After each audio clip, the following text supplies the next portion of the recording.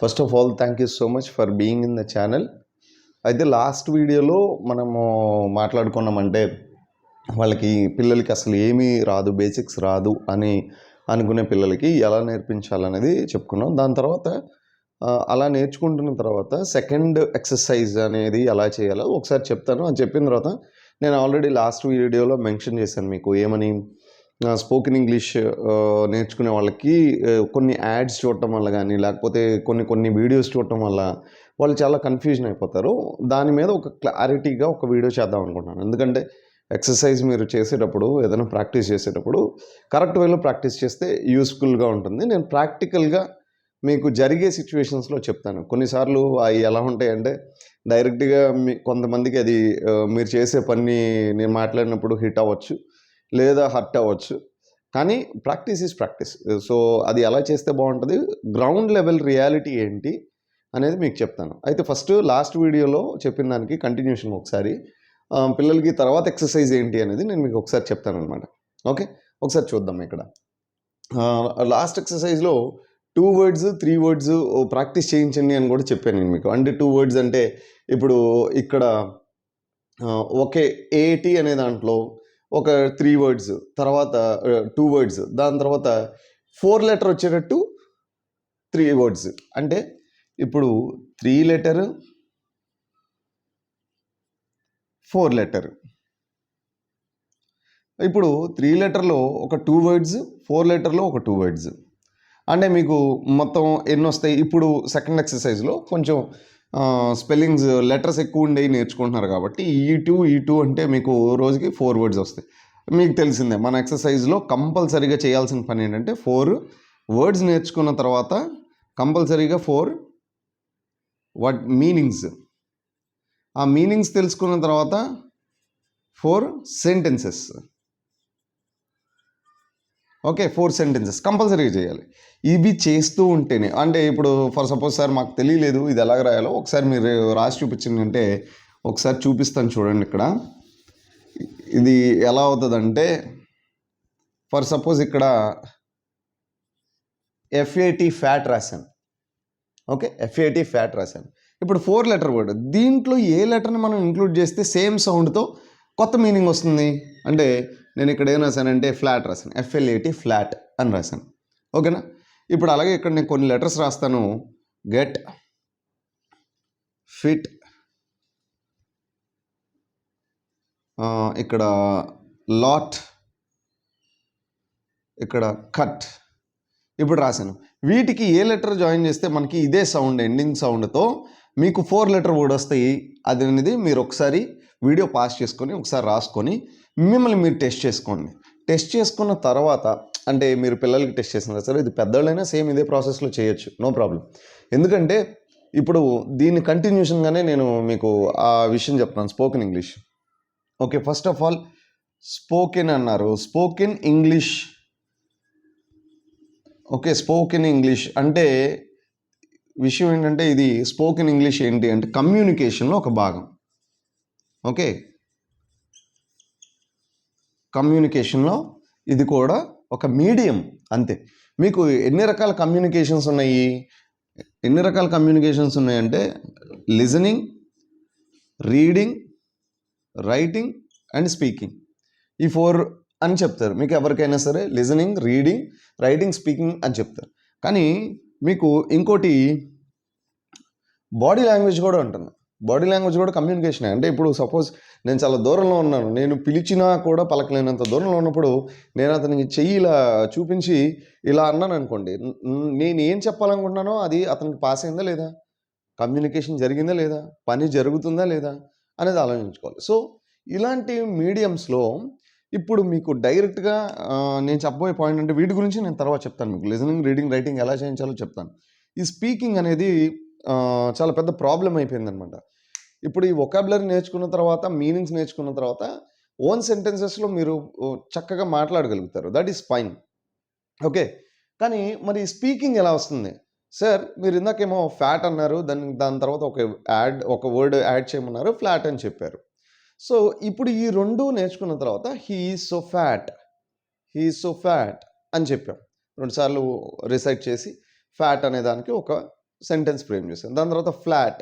Okay, the man who lives in this flat is two fat అని చెప్పి ఒక sentence నేనే క్రియేట్ చేశాను. సార్ ఇది మరీ కాంప్లికేటెడ్గా ఉందంటే 2 సెంటెన్స్ మీరే చేయండి. This is my flat, he is so fat. యాక్చువల్గా ఫస్ట్ సెకండ్ స్టూడెంట్స్కి కంపల్సరీగా అలాంటివే నేర్పిస్తారు మీకు చూస్తే. ఎందుకు అంటే ఫస్ట్ సెంటెన్సెస్ ఫ్రేమ్ చేయడం రావాలి వాళ్ళకి. ఓకే, ఎప్పుడు సెంటెన్సెస్ ఫ్రేమ్ చేస్తారు? మీకు ఆ వర్డ్ యొక్క మీనింగ్ తెలిసినప్పుడు మాత్రమే సెంటెన్స్ ఫ్రేమ్ చేయగలుగుతారు, రైట్? ఇప్పుడు ఈ నేర్చుకున్న సెంటెన్స్ని మాట్లాడగలగాలి, అంటే యూజ్ చేయాలి. రాసేటప్పుడు మనం ఎలా రాస్తున్నామో, దాన్ని చెప్పేటప్పుడు ఎలా చెప్తున్నామో, ఈ రెండిటికి చాలా తేడా ఉంటుంది. చాలామంది అనుకుంటారు ఇదే స్పోకెన్ ఇంగ్లీష్ అనుకుంటారు, కానీ ఈ రెండిటికి చాలా తేడా ఉంది. సింపుల్ లాజిక్తో చెప్తాను. మా స్టూడెంట్స్కి ఈ విషయం నేను చాలాసార్లు చెప్తూనే ఉంటానన్నమాట. చాలాసార్లు చెప్తూనే ఉంటాను. ఒకసారి చిన్న లైవ్ ఎగ్జాంపుల్ చూపిస్తాను. ఒకవేళ మా స్టూడెంట్స్ ఎవరైనా చూస్తుంటే ఈ వీడియో ఖచ్చితంగా సార్ ఎప్పుడు ఇదే ఎగ్జాంపుల్ చెప్తారని అంటారు. కానీ ఎందుకు అదే ఎగ్జాంపుల్ అంటే ఉన్నది అదే ఎగ్జాంపుల్ అంతే. వేరే ఎగ్జాంపుల్స్ చెప్తే వాళ్ళకి అంత ఇదవ్వవు. ఇప్పుడు మీరు రెగ్యులర్గా ఒకటే మిస్టేక్ చేస్తుంటే ఆ మిస్టేక్నే మనం రెక్టిఫై చేసి మళ్ళీ జరగకుండా చూసుకోవాలి అంటే ఎప్పటికప్పుడు రిమైండ్ చేస్తూ ఉండాలి. సో కమ్యూనికేషన్లో అంటే స్పోకెన్ ఇంగ్లీష్లో ఫస్ట్ మిస్టేక్ ఎక్కడ చేస్తారో తెలుసా? ట్రూ ట్రాన్స్లేషన్ అనమాట. ఫర్ సపోజ్ తెలుగు రైటింగ్ బాగపోతే ఏమనుకోకండి, నాకు రాదు అంతగా. రేపు స్కూల్ ఉందా, ఇది మన లోకల్ లాంగ్వేజ్, అవునా? అంటే లోకల్ లాంగ్వేజ్ అంటే మళ్ళీ లోకల్ లాంగ్వేజ్ అంటే మళ్ళీ వేరేదేదో అనుకునేరు, అట్లా కాదు. లోకల్ లాంగ్వేజ్ అంటే మన వాడుక భాష. ఓకే, మన వాడుక భాష. మన వాడుక భాషలో రేపు స్కూల్ ఉందా అని అడిగాను. ఓకే, ఇంగ్లీష్ అంటే ఇంగ్లీష్లో మాట్లాడడం అంటే ట్రూ ట్రాన్స్లేషన్ చేయటం కాదు. ట్రూ ట్రాన్స్లేషన్ చేస్తే ఎలా ఉంటుందో ఒకసారి చెప్తాను చూడండి. రేపు, ఓకే, టుమారో, స్కూల్, స్కూల్ ఉందా, దేరా. ఒకసారి జాగ్రత్తగా వినండి. ట్రూ ట్రాన్స్లేషన్ చేశాను అనమాట. టుమారో, స్కూల్, స్కూల్ ఉందా, దేరా. ఇప్పుడు రేపు స్కూల్ ఉందా అనే దాని మీనింగ్ ఏంటి? రేపు సెలవా కాదా, రేపు పని చేస్తుందా చెయ్యదా. స్కూల్ అనేది అంటే పని వేళలా కదంటే మనం అంటాం వర్కింగ్ అవర్స్ అని వింటుంటాము, వర్కింగ్ డేస్ అని వింటూ ఉంటాము. అలాగా అవునా కాదా అనేది తెలియదు. అయితే మీరు స్పోకెన్ ఇంగ్లీషు భ్రమలో కొన్ని వీడియోలు ఉంటాయి. కొన్ని వీడియోలు అసలు ఎలా చెప్తారంటే వాళ్ళు, నేను ఈ మధ్య చూసి నవ్వుకున్నాను. నేను ఎలాగంటే మీకు ఈ 3 వర్డ్స్ వస్తే చాలు ఇంగ్లీష్లో అనర్గళంగా మాట్లాడేస్తారు. మీకు ఈ 4 వర్డ్స్ వస్తే చాలు ఇంగ్లీష్లో అనర్గళంగా మాట్లాడేస్తారు. డూ చేశా, డూయింగ్ చేస్తున్నా, విల్ డూ చేస్తాను. అంటే ఈ 4 వర్డ్స్ వస్తే మీకు ఇంక అన్నీ వచ్చేస్తాయా? అసలు అలాంటి నమ్మకండి. ఇంగ్లీష్ ఏది ఈజీగా రాదు, అసలు ఏది ఈజీగా రాదు. స్పోకెన్ ఇంగ్లీష్ అంటే లాంగ్వేజ్ విషయానికి వస్తే ఏ లాంగ్వేజ్ కూడా బేసిక్స్ నుంచి ప్రాక్టీస్ చేయకుండా అసలు రానే రాదు. మీరు అనవసరమైన అంటే ఇప్పుడు కొంతమంది ఎలాగంటే మీకు తెలిసిందే ఛానల్స్ అంటే వ్యూస్ కోసమని లేకపోతే లైక్స్ కోసం అని చెప్పేసి చేస్తూ ఉంటారు. ఓకే, నేనైతే అలా చేయట్లేదు. బికాజ్ నా లాస్ట్ వీడియో చూస్తే అరౌండ్ 200 ఏమో వచ్చినాయి వ్యూస్. ఓకే, 200లో ఒక్క వ్యూవర్ వాళ్ళ పిల్లలకి ఇది నేర్పించినా అతను సాటిస్ఫై అయినా చాలు. నాకు కామెంట్ కూడా పెట్టిన అవసరం లేదు, ఈ వీడియోని షేర్ చేశానని వచ్చి కూడా చెప్పనవసరం లేదు. ఒక్కళ్ళకి ఉపయోగపడినా చాలు. అతని నుంచి మళ్ళీ అక్కడి నుంచి స్టార్ట్ అవుతుంది ఆ ఎక్సర్సైజ్. సో నా ప్రయత్నం అది. చాలామంది ఇబ్బంది పడుతున్నారు, ఎందుకంటే మన గుండంకులు చెప్పినట్టు డబ్బులు ఎవరికి ఊరికనే రావు కాబట్టి. ఓకే, అలాగే ఇంగ్లీష్ కూడా ఎవరికి ఊరికనే రాదు. కంపల్సరీగా ఆ వీడియోస్ని అనవసరంగా అంటే మీరు నెంబర్ ఆఫ్ వీడియోస్ సెలెక్ట్ చేసుకొని చూస్తున్నారనుకోండి, నెంబర్ ఆఫ్ రిసోర్సెస్ ఉండటం వల్ల కన్ఫ్యూజన్ వస్తుంది, మీకు సబ్జెక్ట్ రాదు. నేను ఆ వీడియో సబ్స్క్రైబ్ చేశాను, ఈ ఛానల్ సబ్స్క్రైబ్ చేశాను. నన్ను కూడా సబ్స్క్రైబ్, మీకు వర్త్ అనిపిస్తే సబ్స్క్రైబ్ చేయండి. ఇది నేర్చుకుంటే ఈ విధానం బాగుందంటే సబ్స్క్రైబ్ చేయండి. గ్రౌండ్ లెవెల్ రియాలిటీ ఏంటంటే మనం మాట్లాడే భాషని ఇంగ్లీష్లోకి కన్వర్ట్ చేయాలి. అందరూ ఇలా చేయండి, ఇలా మాట్లాడండి అంటున్నారు, కానీ అసలు ఏం చేయాలో ఎలా చేయాలో చెప్పట్లేదు. నిజంగా స్పోకెన్ ఇంగ్లీష్ ఎలా వస్తుందండి మీకు సమ్మర్లో? ఈ 7 ఏళ్ల నుంచి, అంటే సపోజ్ మీ బాబు 7th క్లాస్లో ఉంటే లేకపోతే 8th క్లాస్లో ఉంటే, ఈ 7 ఏళ్లలో రాని ఇంగ్లీష్ మీకు సమ్మర్లో ఒక్క దాంట్లో వచ్చేస్తుందని ఎలా అనుకుంటున్నారు మీరు? అసలు వస్తే ఇక్కడే రావాలి కదా. అంటే ప్రాసెస్లో ఎక్కడ తప్పు ఉందో తెలుసుకుంటే చాలు. అసలు ఎలా ఎలా వస్తుంది? ఒక్క సమ్మర్లో పెడతారు, ఒక 45 డేస్ కోచింగ్ పెడతారు. నేను పెడతాను. 45 డేస్ కోచింగ్ నేను పెడతాను. కానీ స్పోకెన్ ఇంగ్లీష్ కాదు. ఫస్ట్ అడ్రెస్ చేస్తాను వాళ్ళ ప్రాబ్లమ్ ఏంటి? వొకాబులరీయా వాళ్ళ ప్రాబ్లము? మీనింగ్సా? అర్థం చేసుకోవడం రావట్లేదా? చాలామంది మోస్ట్ కామన్‌గా వినేదేంటంటే మ్యాథ్స్‌లో క్వెషన్ చదువుతుంటే అర్థం కావట్లేదు. అంటే what is the given data that you are unable to understand. ఇంకేం చెప్తాం? అంటే ఫస్టు ట్రాన్స్‌లేట్ చేసుకోవడం తెలియాలి. ఓకే. అది ఎలాగో నేను చెప్తా చూడండి. ఇప్పుడు రేపు స్కూలు ఉందా? టుమారో స్కూల్ దేరా? అంటే ట్రూ ట్రాన్స్‌లేషన్ చేస్తాం. అసలు ఇలా చేయకూడదు. This is wrong, particularly wrong. Absolutely wrong. మరి ఏం చేయాలి? అంటే రేపు స్కూల్ ఉందా అనే మాట, ఆ ఫ్రేజ్ అయితే ఉందో దాని మీనింగ్‌ని ఇంగ్లీష్‌లో కన్వర్ట్ చేయాలి.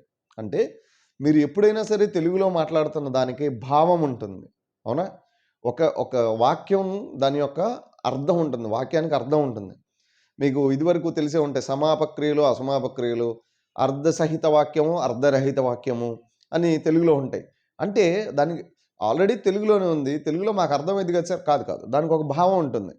ఆ భావాన్ని నువ్వు లాంగ్వేజ్‌లోకి మార్చాలి. అంటే వేరే లాంగ్వేజ్‌లోకి మార్చాలి. అప్పుడు నీకు ఈజీ అవుతుంది. తమిళ్ అయినా, తెలుగైనా, మలయాళం అయినా, హిందీ అయినా, ఏ లాంగ్వేజ్ అయినా సరే భావాన్ని ట్రాన్స్‌లేట్ చేయాలి. పదాలు కాదు. పదాలు అసలు కాదు. ఇప్పుడు చూడండి, నేను ఇది చెప్తాను. టుమారో స్కూల్ ఈజ్ దేరా? టుమారో స్కూల్ ఈజ్ దేరా సార్ అనంటే చాలా చండాలంగా ఉంటది. అసలు మరి ఏం పలకాలి? Is it working day tomorrow? Is it working day tomorrow? Question mark. Okay. Question mark ఉన్న. లేదా ఇంకోలాగా ఏంటి? Is it holiday? Is it holiday tomorrow? Okay.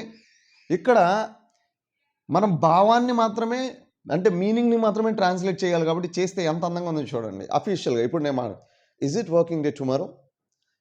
Sir excuse me, is it holiday tomorrow? School is దేరా? Difference మీరు అర్థం చేసుకోండి. Repeat చేసుకొని అర్థం చేసుకోండి. ఓకేనా? రిపీట్ చేసుకొని మీరు అర్థం చేసుకోండి. అంటే ఇక్కడేమో ఇంటోనేషన్ బాగానే ఉంది. ఏం ఇంటోనేషన్? ఇంటోనేషన్ అంటే ఆ భావం యొక్క ఫీలింగ్ మీ మాటలో తెలియాలి. భావాన్ని వ్యక్తపరచడం అంటారు కదా! ఆ వ్యక్తపరిచేటప్పుడు ఆ ఎక్స్‌ప్రెషన్‌ని, ఇంటోనేషన్ మీ గొంతులో తెలియాలి. అంటే వాళ్ళు ఏం చేస్తున్నారంటే రాంగ్ సెంటెన్స్‌ని కరెక్ట్‌గా వ్యక్తపరుస్తున్నారు. School is దేరా? క్వెషనే. ఇంటోనేషన్‌లో క్వెషనే వస్తుంది. కానీ అది కాదు కదా! మరేంటి అంటే is it working day tomorrow? Question intonation కూడా అలాగే పలికించాలి. ఇంటోనేషన్ కూడా అలాగే పలికించాలి. అంటే ఎక్స్‌ప్రెషన్‌తో పాటు పలికించాలి. Is it working day tomorrow? Question అడిగాం. Yes it is. Is it holiday tomorrow? Yes tomorrow is holiday. Okay. So అంటే ఎక్స్‌ప్రెషన్ ద్వారా మీరు చెప్పిస్తున్నారనుకోండి, ఆటోమేటిక్‌గా వస్తాయి. చిన్న చిన్న పదాలు ఇలాంటివి మీరు ఇంగ్లీష్‌లో నేర్చుకున్న తర్వాత చిన్న చిన్న ఫ్రేజెస్ ఇంట్లో పిల్లల చేత మీరు కూడా మాట్లాడండి. తప్పేముంది? మీకు వస్తుంది, వాళ్ళకి కూడా వస్తుంది కమ్యూనికేషన్ చేయటం. ఓకే. బాబుకి ఆకలేస్తుంది. చెప్పండి. పాపకో, బాబుకో చెప్పండి. మామ ఐ యామ్ ఫీలింగ్ హంగ్రీ. పాపా ఐ యామ్ ఫీలింగ్ హంగ్రీ. చిన్న ఫ్రేజ్. అప్పుడు మీరు రివర్స్‌లో ఓహ్! Is it? సరే ఏదైనా తిందామా? అని మీరు అడగండి. ఒక్క ఫ్రేజు. అమ్మా I am feeling so thirsty. Oh! Will you have some water? కొంచెం నీళ్ళు తాగుతావా? సో చిన్న చిన్న ఫ్రేజెస్ మీరు ఇంటరాక్ట్ అవుతూ ఉన్నారనుకోండి, ఆటోమేటిక్‌గా వాళ్ళకి మీరేమో ఇంగ్లీష్‌లో మాట్లాడరు. ఎందుకంటే ప్రాక్టికల్‌గా చిన్న సైకాలజీ ప్రకారం మాట్లాడుకుందాం. ఇప్పుడు నేను స్కూల్‌లో ఉన్నంత సేపు చాలా ప్రొఫెషనల్‌గా ఉండాలి. ప్రొఫెషనల్‌గా మాట్లాడాలి. ఇంటికొచ్చిన తర్వాత నేను చాలా రిలాక్స్‌గా అవుతాను. ఎందుకు? దిస్ ఈజ్ మై హోమ్ కదా! సో, ఇక్కడ నాకు రెస్ట్రిక్షన్స్ ఉండవు. కూర్చుంటాను. కాలు మీద కాలేసుకొని కూర్చుంటాను. ఓకే. కొంచెం రిలాక్స్ అవుతాను. షర్ట్ షర్ట్ బటన్స్ తీసి ఓన్లీ బన్నీన్ మీద ఫ్యాన్ కింద కూర్చోగలుగుతాను. ఎందుకు ఇంత ఇన్ఫార్మల్‌గా ఉంటాను? ఇన్ఫార్మల్‌గా ఇది నా హోమ్. నాకు ఆ ఇది ఉంటది. సో, పిల్లలు కూడా ఇంటికి రాంగాల్నే ఇంటికొచ్చేసాం కదా అని వాళ్ళు ఫ్రీగా అవుతారు. ఎందుకంటే పొద్దున్నుంచి వాళ్ళు స్కూల్లోనే ఉంటారు. ఒక డిసిప్లినరీ వే ఫాలో అవ్వాలి కంపల్సరీగా. వాళ్ళకి కొంచెం కాదు కొంచెమైనా ఒక రెస్ట్రిక్షన్ మోడ్‌లో ఉంటాడు. ఇంటికొచ్చిన తర్వాత చాలా రిలాక్స్‌డ్‌గా ఫ్రీ అవుతాడు. ఆ ఫ్రీనెస్‌ని వాడు వ్యక్తపరచడానికి ఎంచుకునేది లోకల్ లాంగ్వేజే ఎప్పుడైనా సరే. దాన్ని మీరేం చేస్తారంటే, "ఏయ్! ఇంగ్లీష్‌లో మాట్లాడు." ఒక గంట మాట్లాడతారు. ఒక రోజు మాట్లాడతారు. రెండో రోజు నుంచి మామూలే. అలా వద్దు. Little by little 1000 things. Okay. Little by little 1000 things. అది ఎవరు చెప్పారో తెలీదు గానీ, నాకు వన్ ఆఫ్ ద ఫేవరెట్ సెంటెన్సెస్లో ఫేవరెట్ ఫ్రేజెస్లో అదొకటి. Little by little 1000 things we can do. Okay, కొంచెం కొంచెంగా. సో ఈరోజు ఒక ఫ్రేజ్ అడగండి వాళ్ళు చేసే పనుల్లో. Okay, spread the bedsheet, fill the water bottles. Okay, so ఇలాంటివి ఫ్రేజెస్ మీరు యూజ్ చేస్తుండండి. స్పోకెన్ ఇంగ్లీష్ మీకు 30 డేస్లో కంపల్సరీగా రాదు.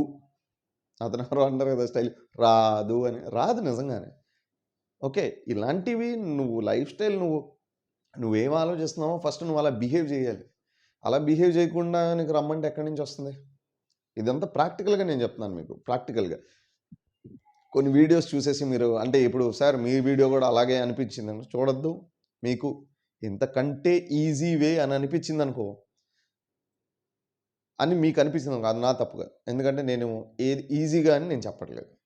ఈ వీడియో ఈజీగా వస్తుందని నేను చెప్పట్లేదు. ఓకే, సో ముందు మీకు ఇప్పుడు ప్రాక్టికల్గా చెప్పాను అసలు ఏంటి స్పోకెన్ ఇంగ్లీష్ ఎలా వస్తుంది. మీకు అసలు ముందు గ్రామరే తెలీదు. ఆ గ్రామర్ సెంటెన్స్ గ్రామటికల్గా పలకాలి. ఒకాబులరీ తెలీదు అంటే చూద్దాం. ఇక్కడ నేను ఒకసారి రాసి నేను మీకు చూపిస్తాను. ఏవేవి అన్నీ కలిస్తే మనకి ఇదవుతుందో నేను చూపిస్తాను ఒకసారి. ఓకే, ఫస్ట్ ఒకాబులరీ రావాలి. ఓకే, ఒకాబులరీ రావాలి. తర్వాత గ్రామర్ రావాలి, గ్రామర్ తెలియాలి. ఓకే, తర్వాత మనకి యూసేజ్ ఉండాలి, కంపల్సరీగా యూసేజ్ ఉండాలి. యూసేజ్ ఉన్న తర్వాత దాని తర్వాత మనకి కమ్యూనికేషన్ లెవెల్స్ తెలుస్తాయి. ఓకే, యూసేజ్లో కమ్యూనికేషన్ అంటే మీకు చెప్పాను కదా, కమ్యూనికేషన్ అంటే ఎన్ని అంటే 4 ఉన్నాయి. ఓకే, ఇవి తెలియాలి. వీటిల్లో డిఫరెంట్ టైప్స్ ఆఫ్ యాక్టివిటీస్ చేయాలి. ఓకే, యాక్టివిటీస్ చేసిన తర్వాత అప్పుడు మీకు ఫ్లో అనేది ఒకటి వస్తుంది. అక్కడి నుంచి మీకు యాక్యురసీ ఉంటుంది. ఓకే, ఈ 2 అయిన తర్వాతే మీకు ఫ్లూయెన్సీ అనేది వస్తుంది. అందులో no doubt at all. Vocabulary ఇప్పుడు నేను మీకు ఫస్ట్ వీడియోలో ఆల్రెడీ చెప్పాను కదా, దాని ప్రకారం ఒకాబులరీ రావాలి మీకు ఫస్ట్. దాని తర్వాత గ్రామర్ నేర్చుకోవాలి.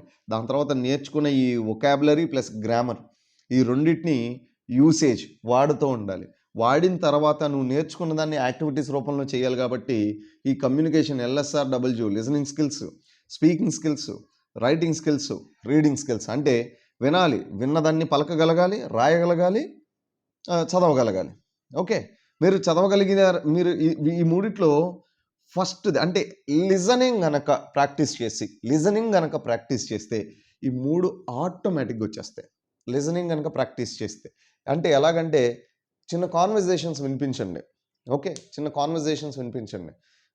ఏదైనా యూట్యూబ్లో కనుక మీరు ఏదైనా మూవీస్ చూస్తుంటే కంపల్సరీగా ఒరిజినల్ లాంగ్వేజ్లోనే వినండి. అంటే ఇప్పుడు ఇంగ్లీష్ మూవీస్ని ఇంగ్లీష్ లాంగ్వేజ్లోనే వినండి. ఓకే, ఆ డిఫరెంట్ స్టైల్ తెలుస్తుంది. ఇప్పుడు ఈ ఒకాబులరీలోనే ఇంకా మీకు చాలా ఉన్నాయి. ఇది బిగినింగే, లోపల ఉన్నాయి దాచాం లోపల అన్నట్టు. ఇది బిగినింగ్. ఒకాబులరీలో ఇంకా చాలా ఉంటాయి. మీకు ప్రొనౌన్సియేషన్ ఉంటుంది, ఇంటోనేషన్ ఉంటుంది, ఎక్స్ప్రెషన్ ఉంటుంది, సౌండ్స్ ఉంటాయి. అవి ఎలా పలకాలి ఏంటి అనేది ఫోనిక్ స్టైల్ ఉంటుంది. అవి మీకు అర్థమైనప్పుడు ఆ వర్డ్ మీరు ప్రపంచంలో ఎక్కడున్నా సరే మీరు గుర్తుపట్టేస్తారు. సార్ ఇన్ని ఉంటే ఎలా సార్ ఎప్పటికి నేర్చుకుంటాం సార్ అంటే నేను ఒకటే చెప్తాను, రోజుకి అరగంట మీరు ప్రాక్టీస్ చేస్తే చాలు. రోజుకి. లేదు సార్ మాకు రోజు అవ్వలేదు, డే బై డే చెయ్యండి అంటే మీరు ఎక్కువ టైం స్పెండ్ చేస్తే ఎక్కువ నేర్చుకుంటారు, తక్కువ టైం స్పెండ్ చేస్తే తక్కువ నేర్చుకుంటారు. బట్ నేర్చుకుంటారు.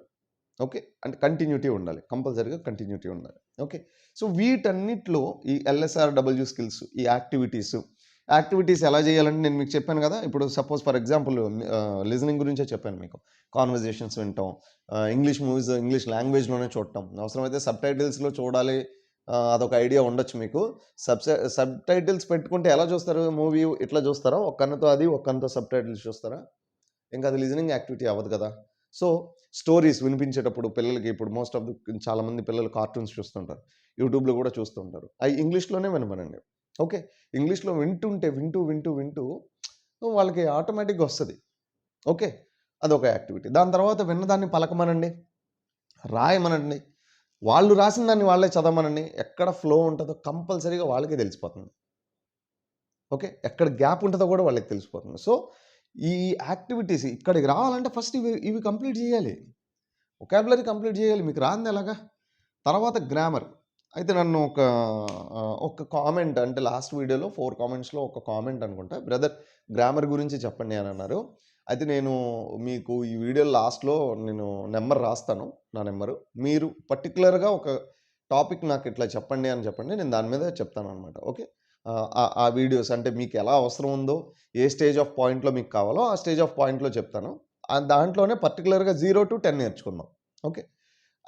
ఇకపోతే ఇక్కడ ఇవన్నీ అయిపోయినాయి. సార్ వొకాబులరీలో ఫస్ట్ వీడియో మేము ఫాలో అయ్యాము. పిల్లలతో పాటు మేము కూడా చేస్తున్నాము. అయితే మాకు అవి వచ్చు సార్ అంటే, మరి వస్తే మీకు పలకటం రావట్లేదా? ఇప్పుడు ఏదైనా ఒక వర్డ్ చూస్తారు. ఆ వర్డ్ చూడంగానే అది పలకటం రాదు. ఓకే.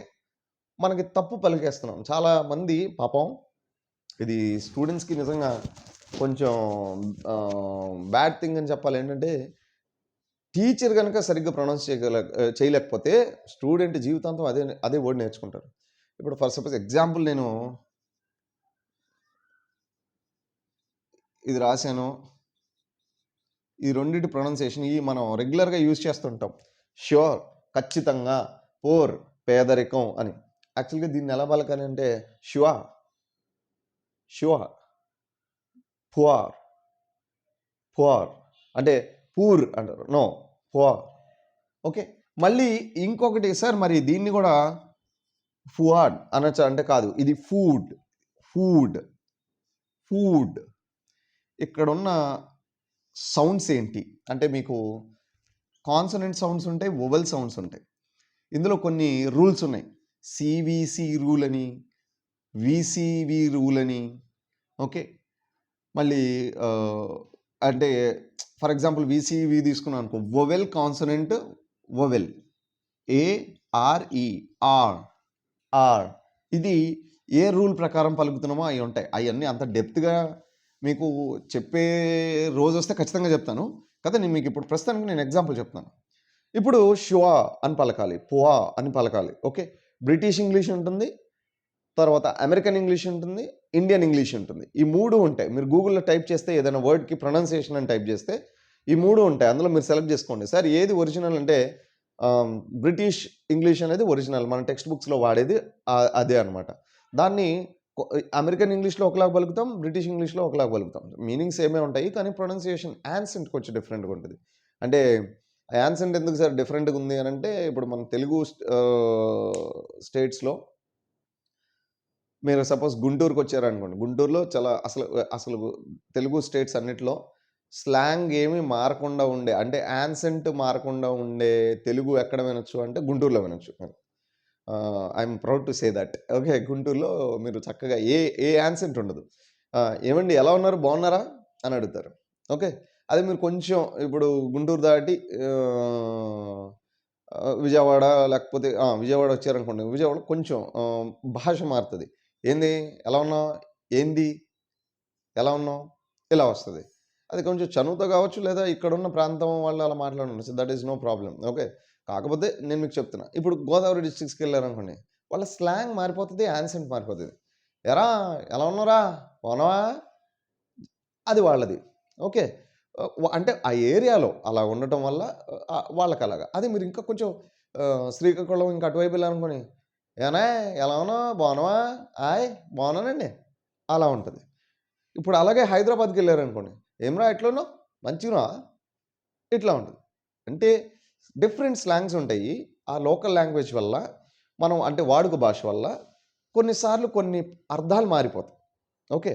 సో, మీకు తెలుగు అనేది పర్ఫెక్ట్‌గా తెలిస్తే దాన్ని ఎక్కడెక్కడ ఎలా పలుకుతున్నారనేది మనకు అర్థమవుద్ది. అలాగే ఇంగ్లీష్‌లో మీకు పలకటం తెలిస్తే ఆ పలికే వర్డ్ ప్రొనౌన్సియేషను కొంచెం డిఫరెంట్‌గా ఉన్నా మీద కూడా మీరు గుర్తుపట్టేయొచ్చు. ఓకే. కానీ కరెక్ట్ ప్రొనౌన్సియేషన్ గురించి చెప్తున్నానండి. ఓకే. సో, మీరు వొకాబులరీలో మీరు ఏం చేస్తారంటే ఫస్ట్ ఇప్పుడు నేను 2 letter word, okay. 3 letter word, 4 letter word అయిపోయింది. ఓకే. 3 లెటర్, 4 లెటర్ వర్డ్స్ మీరు రాసేసారు. ఓకే. ఫైన్ బానే ఉంది. దాని తర్వాత ప్రాక్టీస్ ఏంటంటే బ్లెండ్స్ అని ఉంటాయి. బ్లెండ్ సౌండ్స్ అంటే మీరిప్పుడు రాసుకున్నా కూడా ఇంపార్టెంటే ఇవి. ఇది చాలా మంచి ఎక్సర్సైజ్ కూడా. ఇప్పుడు ఫర్ సపోజ్ బీఆర్ అనుంది, బిఎల్ అనుంది, CRCL, GRGL, okay, DR DRA ఉంటుంది. ఓకే, అంటే మీకు మోస్ట్ కామన్ ఉంటుంది అనమాట. మోస్ట్ కామన్గా ఇవి బ్లెండ్ సౌండ్స్. అంటే ఇక్కడ B+R, ఓకే, బ్ర బ్ర అని వస్తుంది. అంటే ఇప్పుడు ఫర్ సపోజ్ చూడండి, bread, bread, B+R is producing the sound bread. Okay, బ్రెడ్కి సినానిమ్ మీరు ఇక్కడ రైమింగ్ వర్డ్ కూడా రాయొచ్చు. బ్రెడ్కి ఒక రైమింగ్ వర్డ్ చెప్పండి, బ్రెడ్, బెడ్. ఓకే, అలా ఇంకొక రైమింగ్ వర్డ్స్ నేర్చుకోవచ్చు. ఓకే, అది కూడా గుర్తుపెట్టుకోండి. ఏంటివి? రైమ్స్. ఓకే, తర్వాత B+L, బ్ల, బ్ల, బ్లెండ్, బ్లెండ్. దీనికి రైమింగ్ కూడా రాయండి, ఎండ్. ఓకే, దాని తర్వాత అట్లాగే CR క్ర, CR క్ర, CL క్ల, CL క్ల. వీటిల్లో కూడా మీకు చాలా డిఫరెంట్ వర్డ్స్ వస్తాయి. Okay, crown, clown, crown,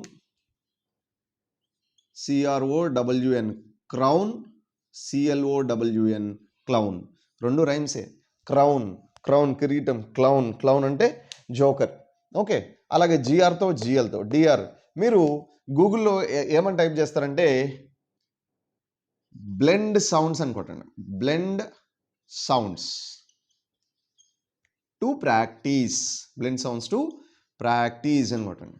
okay, ఇలా టైప్ చేస్తే మీకు మొత్తం బ్లెండ్ సౌండ్స్ వస్తాయి. అప్పుడు మీరు ఏం చేస్తారంటే ఫస్ట్ మీరు ఆన్సర్స్ చూడొద్దు. అంటే డైరెక్ట్గా ఈ వర్డ్స్ చూడొద్దు. మీరు ఓన్లీ ఇవి మాత్రమే చూసుకొని పేపర్లో నోట్ చేసుకోండి. ఓకే, వాళ్ళు ఏమి ఇచ్చారు, ఇప్పుడు CR ఇచ్చారు.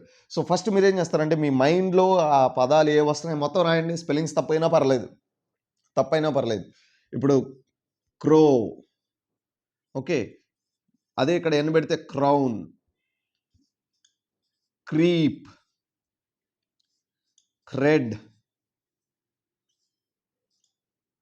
Creed, crinch. ఓకే, ఇక్కడ ఇలాంటివన్నీ మీ మైండ్లోకి ఏమొస్తాయి అంటే నాకు వచ్చినాయి కాబట్టి రాశాను. మీకు ఎన్ని వస్తాయి అన్ని రాయండి. సార్ నాకు 2 వచ్చినాయి. 2 నేర్చుకో. ఇంకో దాంట్లో 3 వస్తాయిగా, ఆ 3 నేర్చుకో. అలా చేస్తే అట్లీస్ట్ 10 అయినా వస్తాయిగా. ఆ 10 వర్డ్స్కి మీనింగ్స్ తెలుసుకోవచ్చు కదా. తర్వాత సెంటెన్సెస్, అది మాత్రం మర్చిపోద్దు. ఏదైనా వర్డ్ తెలుసుకున్నామా దానికి మీనింగు, ఓన్ సెంటెన్స్. దాని తర్వాత ఓన్ సెంటెన్సెస్లో గ్రామర్ ఎలా ఉంటుంది అనేది నేను మీకు అదే గ్రామర్ వీడియో చెప్తాను. సో ఇలాంటి ప్రాక్టీసెస్ మీరు చేస్తుంటే వన్స్ యూ జస్ట్ ఇమాజిన్ అంటే బేసిక్ థింగ్స్ ఇవన్నీ. ఎలాంటి సౌండ్ ఉంటుంది, దాన్ని ఎలా పలకాలి, అందులో కొన్ని వర్డ్స్ నేర్చుకుంటే మీ వొకాబులరీ ఎలా బిల్డ్ అవుతుందో ఒకసారి మీరు ఆలోచించి ఇలాంటివి నేర్పండి. పిల్లలు, మేము చిన్నప్పుడు ఇలాగే ఆడుకునేవాళ్ళం. నేమ్ ప్లేస్ యానిమల్ థింగ్ అని ఆడుకునేవాళ్ళం. ఇక ఆడుకునేటప్పుడు అసలు అందరూ చాలా ఎఫెక్టివ్గా రాసేవాళ్ళు అనమాట. ఇట్ ఈస్ రైటింగ్ యాక్టివిటీ అనుకోండి. పోనీ చాలా రైటింగ్ యాక్టివిటీ అయితే చిన్నప్పుడు మా ఫ్రెండ్స్తో మేము ఆడుకునేటప్పుడు ఒక మంచి కంటిన్యూటీ గేమ్గా, అంటే ఇప్పుడు ఇది ఆడతాం. సపోజ్ ఎల్ అనగానే నేము, ప్లేసు, యానిమల్ థింగ్ రాసేసాం 4. అయితే ఆ 4 వర్డ్స్ వచ్చేటట్టు ఒక సెంటెన్స్ క్రియేట్ చేయాలి. అప్పుడు గ్రామర్ కూడా ఉండాలి. అలాంటి కంటిన్యూటీ గేమ్ మేము ఆడినప్పుడు అసలు పాయింట్స్ చాలామందికి చాలా తక్కువ వచ్చాయి. ఓకే, కానీ at the end of the day డెఫినెట్గా మీలో ఆ క్యూరియాసిటీ ఉంటుంది. నెక్స్ట్ రాసేటప్పుడు చాలా టెక్నిక్గా రాస్తారు, చాలా యాక్యురసీతో రాస్తారు. మీకు డే బై డే గ్రోత్ అనేది ఉంటుంది. చిన్న యాక్టివిటీ ఇది పెట్టండి. ఆ రోజు గేమ్ పెట్టండి. పాపు బాబు ఉంటే వాళ్ళిద్దరికీ పెట్టండి, లేదా మీరు కూడా కూర్చోండి. ఒక చిన్న గిఫ్ట్ లాంటిది ఇవ్వడానికి ట్రై చేయండి. ఎందుకు రాదు? కంపల్సరీగా వస్తుంది. ఓకే, సో మీకు చెప్పినట్టుగా నేను నెంబర్ ఇస్తాను కదా, ఇలాంటి ప్రాక్టీస్ ఒకసారి చేయండి. మళ్ళీ అసలు ఇప్పుడు దాకా ఏం చెప్పుకున్నామో ఒకసారి నేను చెప్తాను. First 3 letter word, 4 letter word practice చేయండి. ప్రాక్టీస్ చేసిన తర్వాత ఈ బ్లెండ్ సౌండ్స్ ప్రాక్టీస్ చేయండి. బ్లెండ్ సౌండ్స్ ప్రాక్టీస్ చేస్తున్నప్పుడు మీకు వచ్చిన వాటిని మళ్ళీ సేమ్ సెంటెన్స్గా రాయండి. సెంటెన్స్ వచ్చిన దాన్ని పలకడానికి ట్రై చేయండి. స్పోకెన్ ఇంగ్లీష్ ఎందుకు రాదో నేను చెప్తాను మీకు. ఓకే, అది ఎప్పుడు ఈజీగా మాత్రం రాదు. గ్రామర్ కూడా అయిన తర్వాతే వస్తుంది, అందులో నో డౌట్. ఆ గ్రామర్ వీడియో చేస్తాను. ఓకే, అదే ఇప్పుడు నా నెంబర్ ఇస్తాను కదా, ఒకసారి చూడండి.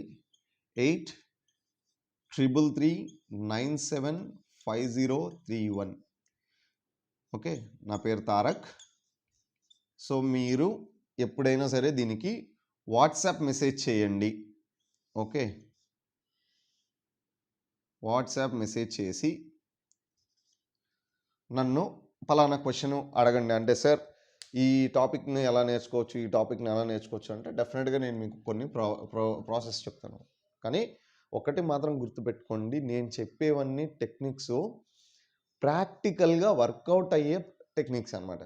ఓకే, ప్రాక్టికల్గా అంటే మీకు గ్రౌండ్ లెవెల్ రియాలిటీలో ఏం జరుగుతుందో మొత్తం చెప్పాను మీకు. ఇప్పుడు బాబు ఇంటికి వస్తాడు, ఇంగ్లీష్లోనే మాట్లాడాలంటే మీరు మాట్లాడితే అతను మాట్లాడతాడు, మీరు మాట్లాడకుండానే మాట్లాడాలి అంటే కుదరదు, రాదు, రెస్పాన్స్ రాదు. ఓకే, మీకు ఇప్పుడు బాబు 2 సార్లు ఇంగ్లీష్లో మాట్లాడుతున్నాడు కదా, మీరు తెలుగులోనే సమాధానం ఇచ్చారనుకోండి, మూడో మాట తెలుగులోనే వస్తుంది డౌట్ లేకుండా. ఇది గ్రౌండ్ లెవెల్ రియాలిటీ. సార్ మాకు అసలు తెలుగు రాదండి. కొంతమంది ఉంటారు పాపం, సిమెంట్ పనికి వెళ్ళేవాళ్ళు ఉంటారు, కొంతమంది అసలు తెలుగు రానోళ్ళు ఉంటారు. ఓకే, కొంతమంది అసలు ఇంగ్లీష్ అస్సలు రానోళ్ళు ఉంటారు. అంటే నేను లాంగ్వేజ్ బ్యారియర్ గురించి చెప్తున్నా. తెలుగు అస్సలు రానోళ్ళ సంగతి అంటే వేరే స్టేట్స్ నుంచి వచ్చిన వాళ్ళ సంగతి చెప్తున్నాను. వాళ్ళకైనా ఇదే ప్రాసెస్, ఇంగ్లీష్ అసలు రాని పేరెంట్స్కి కానీ ఇదే ప్రాసెస్. ఏంటి అంటే ట్యూషన్లో ఖచ్చితంగా జాయిన్ చేస్తారు. ఎందుకంటే మీకు రాంది పిల్లలకి నేర్పించాలనే తపన ఉన్న వాళ్ళు ట్యూషన్లో ఖచ్చితంగా జాయిన్ చేస్తారు. ట్యూషన్కి వెళ్ళినప్పుడు మీరు ఎవ్రీ వీక్, ఇప్పుడు నేను గుంటూరులో ఉన్నప్పుడు ట్యూషన్స్ చెప్పేటప్పుడు పేరెంట్స్ని రిక్వెస్ట్ చేసేది ఏంటంటే ఎవ్రీ సాటర్డే మీరు వచ్చి ఈ వీక్ అంతా బాబు ఏం చేశాడు, ఏం నేర్చుకున్నాడు అనేది ట్యూషన్ బుక్లో రిఫర్ చేయండి. అక్కడ రిఫర్ చేయకపోతే ఇంటికి వెళ్ళిన తర్వాత అయినా రిఫర్ చేయండి, చూడండి, సైన్ చేయండి. అతనికి ఎక్కడైతే బ్యాక్లాగ్ ఉందో ఆ బ్యాక్లాగ్ రాయిసి పంపించండి, నేను చూస్తాను. కానీ మీరేం ఎక్స్పెక్ట్ చేస్తున్నారో నాకు తెలియాలి. ఎందుకంటే ఆ ఎక్స్పెక్టేషన్ ప్రాక్టికల్గా వర్కౌట్ అవుతుందా లేదో నేను చెప్తాను. ఎందుకంటే ఇప్పుడు మా అబ్బాయికి అసలు ఇంగ్లీష్ చదవటం రావట్లేదని చెప్పి నెక్స్ట్ 3వ రోజే వచ్చి అస్సలు ఏం పలకట్లేదండి అని అంటే కుదరదు. ఒక నెల తర్వాత వచ్చి ఏదో కొన్ని రాస్తున్నాడండి, నాకేం అర్థం కావట్లేదు. బాబుకి అర్థమై అవ్వాలి ఫస్ట్, బాబు పలకాలి. మీ ఎక్స్పెక్టేషన్ ఏంటో ఫస్ట్ చెప్పండి క్లియర్గా. అది వర్కౌట్ అవుతుందో లేదో ట్యూషన్ టీచర్ మీకు చెప్తారు. ఓకే, అండ్ ఇది ట్యూషన్ టీచర్స్ కూడా ఒకవేళ వింటుంటే ట్యూషన్ టీచర్స్ ఎవరైనా వాళ్ళు కూడా గుర్తుపెట్టుకోండి. మీరు దీన్ని ఒక ఛాలెంజింగ్గా తీసుకొని ఒక 1 వీక్ చేసి చూడండి. రిపోర్ట్ వాళ్ళ పేరెంట్స్కి మీరు పిలిచి చెప్పనవసరం లేదు, వాళ్ళే చూస్తుంటారు. ఓకే, ఒక బుక్ మెయింటైన్ చేయండి, ఆ బుక్లో సాటర్డే వాళ్ళ పేరెంట్స్ చేత సైన్ తీసుకోండి, చాలు. మీకు ఆ ప్రోగ్రెషన్ అనేది కంపల్సరీగా కనబడుతుంది. ఓకే, పేరెంట్స్ అయితే మాత్రం కంపల్సరీగా ట్యూషన్ టీచర్ని ఇట్లా అడగండి ఎవ్రీ వీక్, ఏంటండి మా అబ్బాయి ఎలా చదువుతున్నాడు, ఆ బుక్లో ఏం రాశాడు, ఎంతవరకు మీకు సాటిస్ఫై అయితే ఆ ట్యూషన్లో ఉంచండి, లేదంటే మార్చండి. ఎవరైతే ట్యూషన్ పంపిస్తున్నారో నేను చెప్తున్నాను. ఓకే, బాగా డెవలప్ అయిన తర్వాత తన ట్యూషన్ మానిపించేలాగా చూడండి. ఎందుకంటే ఆల్మోస్ట్ అంత టైం స్పెండ్ చేయాల్సిన అవసరం లేదు. ఒకవేళ స్పెండ్ చేస్తున్నట్టయితే కనుక మీరు ఆపేసేయండి. Okay, don't forget to subscribe.